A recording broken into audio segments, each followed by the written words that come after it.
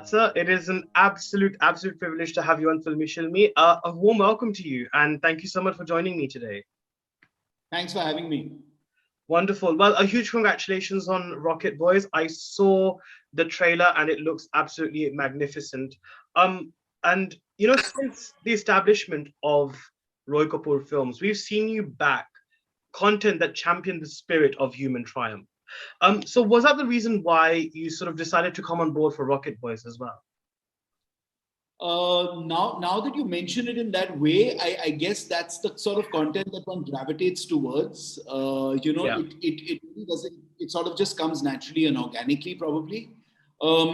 When the story came to us from a smart young writer called Abhay Korane, he came and told us that he pitched a series on the lives of Homi Bhabha and Vikram Sarabhai. What we'd obviously heard of these two great scientists, but what we didn't know was how intertwined their lives were, and that they really shared so much personally and professionally. They went through trials and tribulations and fell in and out of love and were shoulders to cry on, and were able to be of support to each other, but also had certain amount of conflict with each other at certain points in their life. And so that journey was really interesting. So that's really where it all began. And I guess one reacted really instinctively to the material because it's not often that you get to tell stories of two heroes. And I wouldn't say unsung heroes because everyone knows them. True. But their lives haven't really been dramatized like sort of for public consumption. And we tend to, lionize our sports people and our musicians and our actors, but not so the same with scientists, probably because everyone feels a little intimidated by science and by the idea of science. But we thought there was so much drama and so much emotion and so much humor and so much conflict, and their lives were so interesting that it just felt like the right time to tell their story. Very well said. And I think like you said, it's not an unsung story, but yet surprisingly no one's actually presented it through the commercial Hindi space. Quite literally how I use science and space together there. But yes, I completely agree with you on that. But I think when it comes to presenting a true and valiant story like Rocket Boys, do you feel a sense of added responsibility due to the nature of the content and due to the people you're speaking about in the series? You do, because you are telling the story of two sort of architects of modern India in a sense. But at the same time, you don't want to tell it in a one-dimensional way. When they were going through what they were going through, they had no idea that they would become icons or heroes. They were just human beings going through life. And they had ambitions and they had aspirations, but they also had flaws and they had weaknesses and they had, failings. And I think it's important, and the greatness actually comes across even more strongly when you show a human being for all that they are, rather than for only one part of what they are.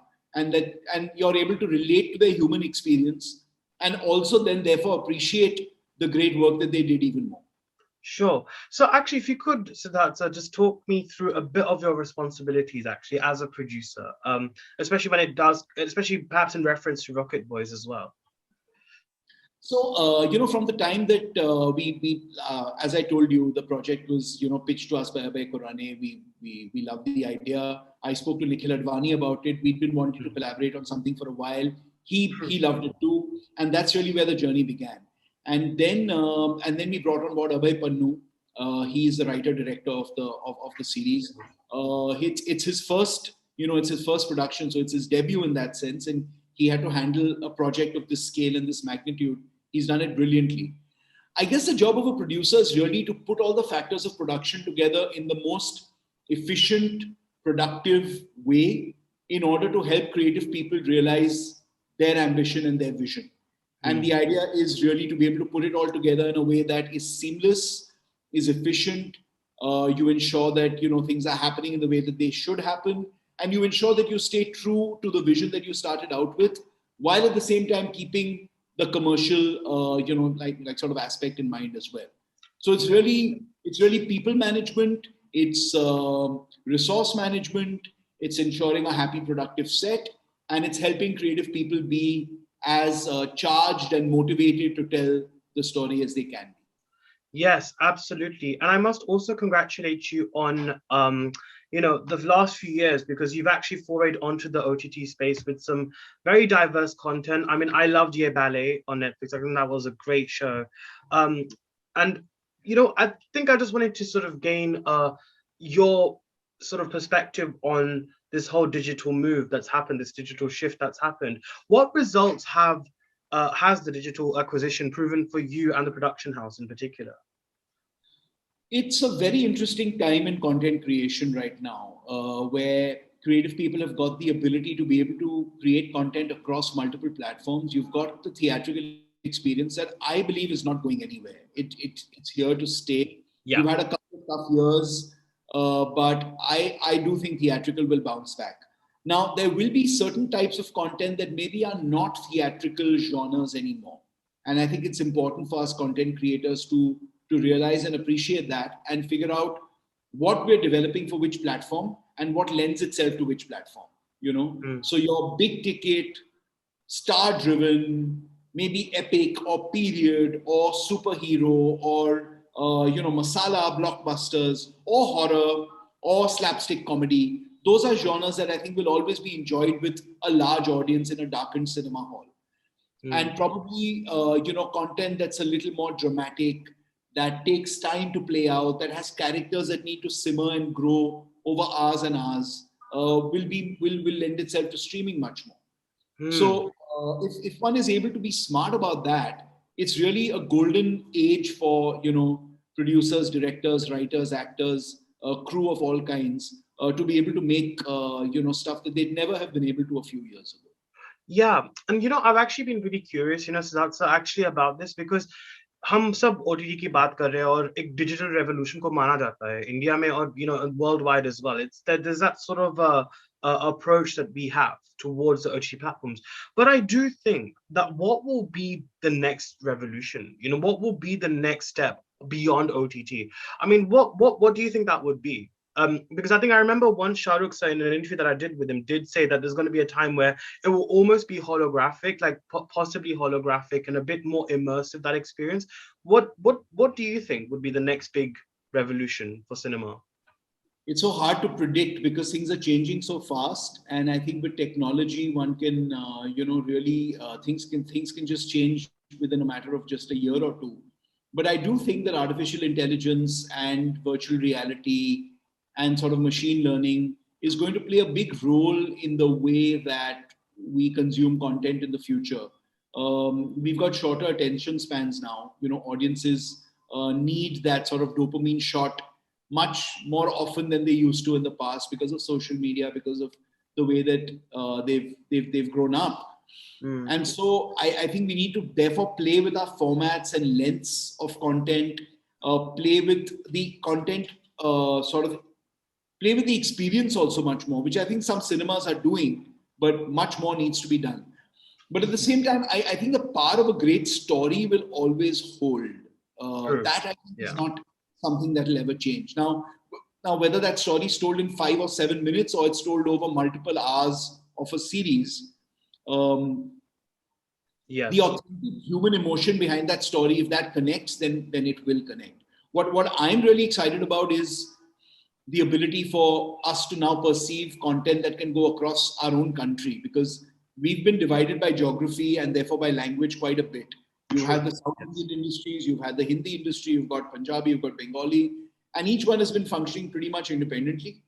But I think what we're seeing of late is that a lot of movies are being able to connect. I mean, they do happen to be from the South right now, are being able to traverse language and move into other, areas which they were not able to earlier, which is exciting.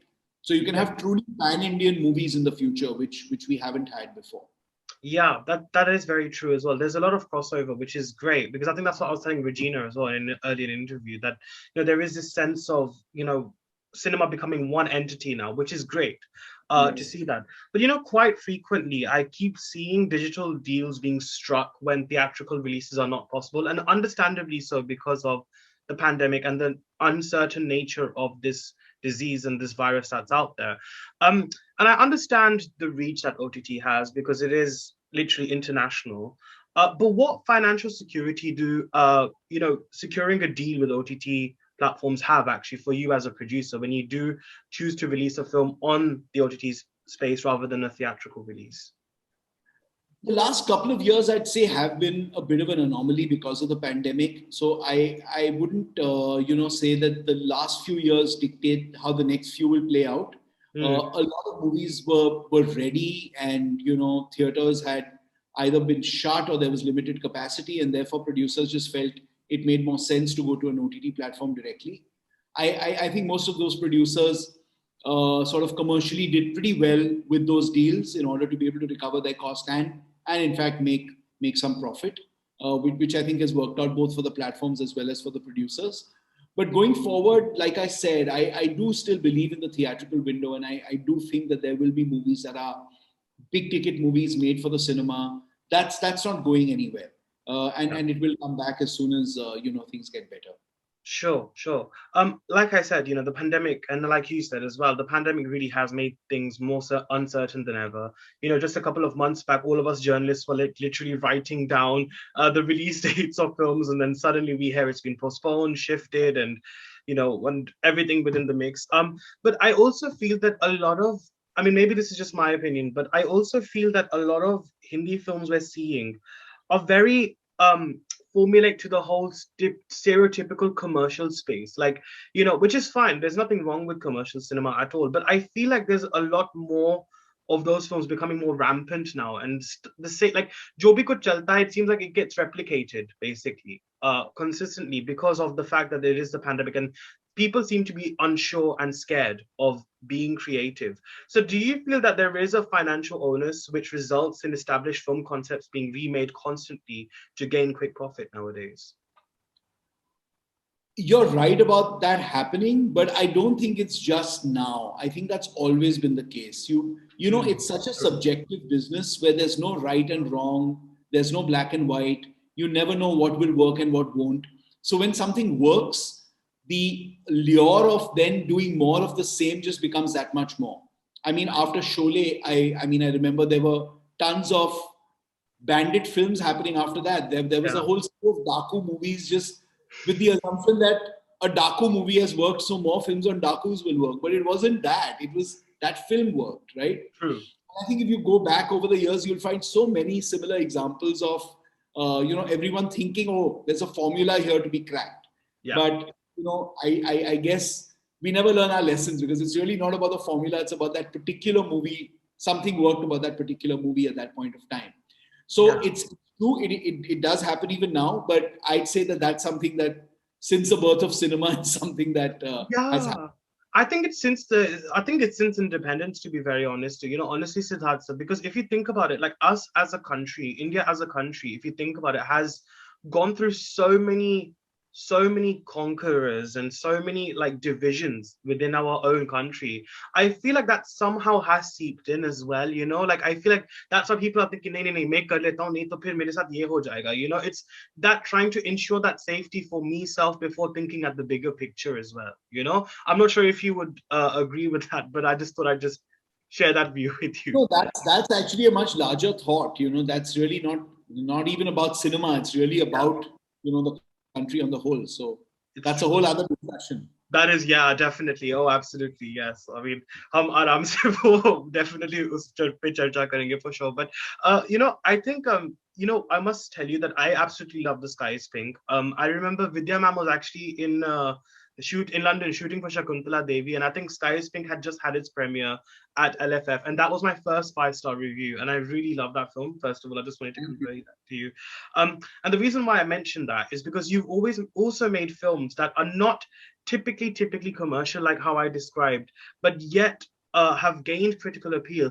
But at the same time, though, they haven't quite raked in the numbers that a commercial film would. Or not have gained those box office footfalls as one would have desired. So how do you deal with that when creativity perhaps suffers at the cost of mainstream pressure or sort of financial pressure in that way? How do you deal with that? Well, to start with, you never set out to make a movie that doesn't do well at the box office. So it's never the idea that something that you create doesn't work, but you're still happy to have made it. sure, I'm happy to have made it, but I would be much happier if it had worked commercially. So I'm not going to let myself off the hook for it not having worked. Yeah. When it doesn't work, obviously it's very, disheartening. It's something that you have to face up to. You lick your wounds for a few days and then you dust yourself up and you move on. I think that's really the best that you can do. But you have to be honest with yourself and not be deluded about the reason why a film hasn't worked. I mean, we tend to give ourselves a lot of excuses, and we tend to try to justify something not having worked in many ways. And sure, just give yourself the time, take some distance, but finally come back to it and see it for what it was. And then hopefully you won't make the same mistake in the future. You'll make other mistakes, but maybe you won't make this one. Yeah, definitely. But let me tell you, Sky is Pink is going to be there for posterity. And I'm really, really glad that Priyanka chose to sort of, I guess, make her Bollywood comeback or of that Yeah, sort, you know, with that I'm film. very proud of The Sky is Pink, and that's one film that I do believe, as you said, will live on, Yeah. in people's hearts. Absolutely. So earlier I was speaking to you about this pandemic, and I think it's wonderful to see how you've been responsible for you and the team actually for setting up vaccination camps and pandemic relief for production personnel. I think it's been wonderful to see that. So congratulations and thank you so much for that. So tell me about that whole experience. I mean, what were the results of that? I mean, how effective was that movement? So I mean, I have to give credit to the Producers Guild of India, of which I happen to be the Oh yeah, president. of course. Who Yes. is sort of comprised of more than 120 members. We all pitched in. I think we realized that this really was a once in a century event that was going to impact the lives of our, like of the most vulnerable the most. And the daily wage earners, the ones who really depend on that one day of shoot for the sustenance through the week, were the ones who were impacted very, very significantly. And so we realized that we had to be an industry that supports its weakest at times like this. And I'm so proud of everyone for having come together and made contributions, in really generous numbers to ensure that we were able to provide provisions and supplies to, the daily wage earners in that time. What we also did was we conducted vaccination camps, because that's the most important way for and the most crucial way for the industry to get back on our feet, was to have our crew vaccinated so that everyone could get back on set in a safe manner. And again, I'm really happy that everyone chipped in to make that happen. So yes, it was a really trying time, I think, for everyone. But I'm very proud of the production fraternity in India for having come together and done this. And I guess this must have really helped you to prepare yourself, right, going forward now. I think I mean, God forbid, but if situations ever get worse, but I guess that must also really prepare you and the team as well, the film personnel, of how to deal with an influx of COVID cases as well within the industry. I guess that must really help you in that sense as well, right? No, it did. It did. I mean, we put up standard operating procedures that the industry could function with. We had a core team that really worked on that manual very, very extensively, so that everyone could take that and run with it. We ensured that we had temperature checks on set, and gloves and masks. And I mean, in the early days, even everyone wearing PPE kits on set, it was like it was a strange, it was a very strange comeback after the first Yeah. lockdown. But I Yeah. think over time we realized what makes sense to do and what doesn't make sense to do, and now I think everyone's pretty much following the drill. Yeah, that's wonderful to hear. And I think also, so that's you're also quite occupied, which, as you mentioned, with duties as the president of the Producers Guild of India, which is, I mean, what a great responsibility that is. I can't even imagine how you deal with all of the cases and stuff. I mean, how would you describe a typical day actually, being the president? How would you describe that whole experience? So we've got a really strong staff at the guild, and we have a CEO, Nitin Tejahuja, who really looks after the day-to-day activities and ensures that us as guild members don't need to be involved in the daily running of the guild. But whenever there's an issue that crops up, that's an industry-wide issue, of course one has to get involved, and we roll our sleeves up, and there's a core team that I bring together, and we all ensure that we put our thinking caps on and work out a strategy to deal with it, whether it's a governmental issue where we need to make a representation, whether it's to do with the unions, whether it's to do with the exhibitors. There are different issues that can crop up. There's never dull day or a dull week in that sense, where there's always something which is challenging as well, which keeps you on your toes. Exactly. But we've got a really involved and active member base, so that really helps because everyone just jumps in and gets involved. But because there are so many feathers to your hat, Siddhartha, I mean, how do you balance your time and responsibilities accordingly? Like, how do you do it? I don't think about it that much because, if you actually started trying to do it in a very scientific way, the best laid plans get thrown out the window because there's always some crisis or the other that pops up on either a project or something to do with the industry or whatever. True. You just have to be really flexible in your thinking and in your approach and just be as, just think on your feet. Don't get stressed out because everything will pass and every situation always has some solution, or if it doesn't have a solution, then you just have to skirt it and move on and just keep going. If you take yourself too seriously, or if you take your problems too seriously in this industry, then it can drive you quite nuts. So you just have to wear your responsibilities lightly and just keep going and put in the hard work and just enjoy it, most of all. Terrific to hear that. Terrific to hear that. Now, it's pretty established that you're a great producer, and I love the content that comes out of Roy Kapur Films. Do you have any plans on directing at all? I don't actually. I think the focus and rigor being involved in just one project for a year and a half or 2 years is something that I lack, honestly. I need to have multiple things going on simultaneously. That gives me a big kick. And so for a director, it's got to be that one project that they're obsessed with and involved in at that point of time. And I've seen directors like that. And that's the only way to be if you are a director. Then it's your baby and then you're just giving it everything you've got. As a producer, I have the ability to be one step removed from that and therefore be able to work on multiple, projects simultaneously. And I think I learned very early on that that's what gives me my jollies. More than anything else. So it's true. I might as well just enjoy doing.